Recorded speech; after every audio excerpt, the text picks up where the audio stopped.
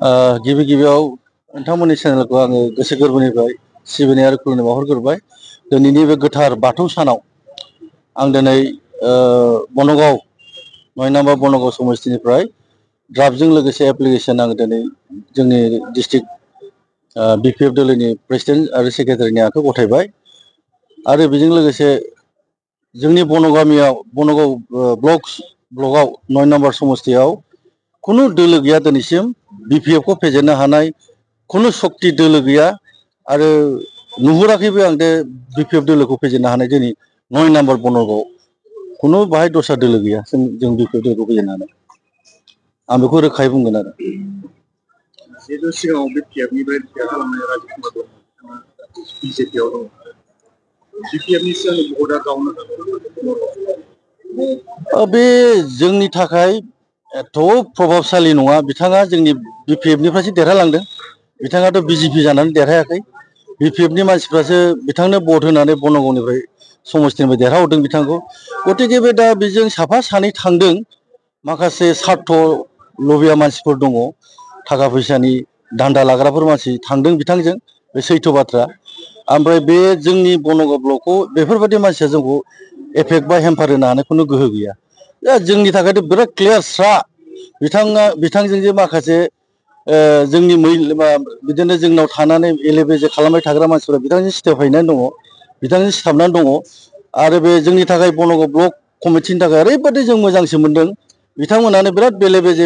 खालामबाय थायो थाखा फैसानि दा बिथांजों जमा जानानै दंहैयो आं बिनि थाखायनो रोजा रोजा साबायखरसो गोसो गोरबोनि बावहरनो लुगैदों आरो जोंखौ एफेक्ट होनो हाया बिपिएफखौ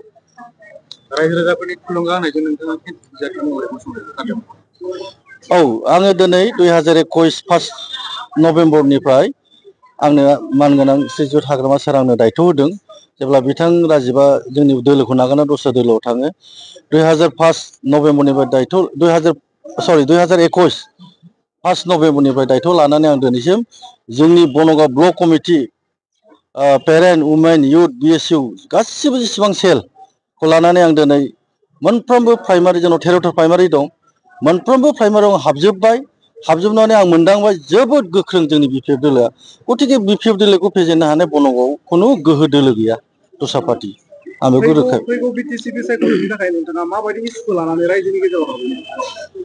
जोंनाथ' बेनो जोंनि बिपिएफ दोलोनि इस्युआ जाहैबाय सान्ति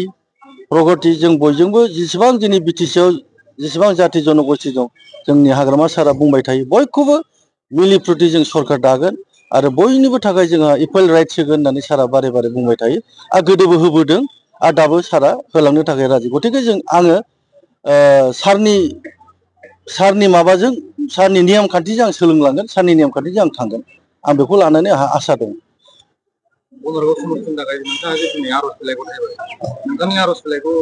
आजावगोन बा एक्सेप्ट खालामगोन होननानै फोथायनाय औ आंथ' दिनै एक्सेप्टआनो खालामजाबाय आंनि आर'ज बिलाइखौ जोंहा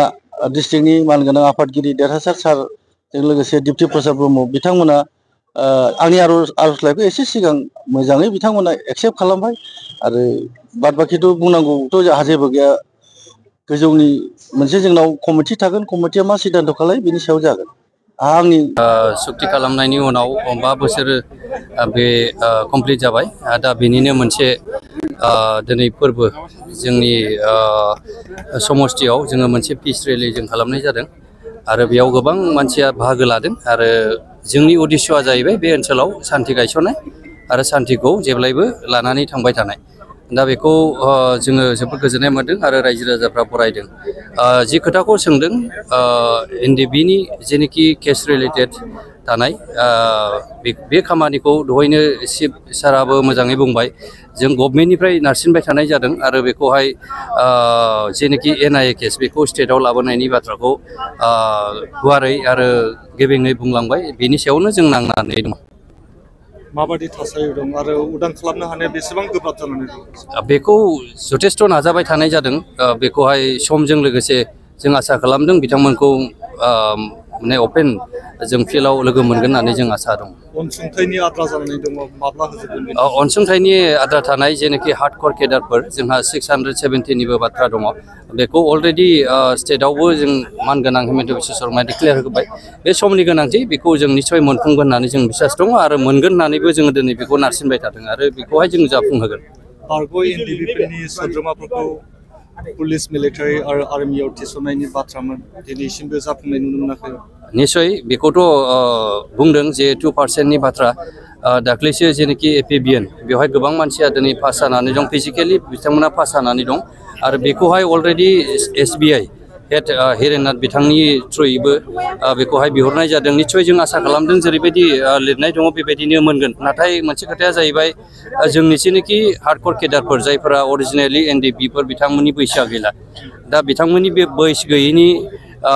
जाउनाव इनस्टिट सोरबाया रिलेटेड न'खरनि मानसिफ्रा दिनै पास जाना दं। आसा खालामदों बिथांमोना मोनगोन बेखौ जों फोथायनानै दं आरो बेखिनिखौनो जोङो सावरायबाय थादों आरो बेखौनो जों नारसिनदों। बोसोर बारलांबाय बे बिटिआर जिथु गोरोबथाजों लोगोसेनो बिटिआर सरकारनि मावनो नाङै जिहेतु नोंथाङा सासे मावफुं सोद्रोमाबो माबायदि नोजोरजों नुहुरो नोंथां? आसा खालामदों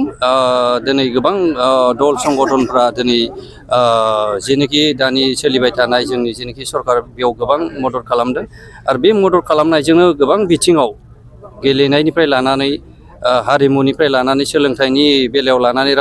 राजखान्थिनि बेलायाव आरो जेनाखि इक'नमिक्सनि बेलायाव गोबां मानसिया दिनैहाय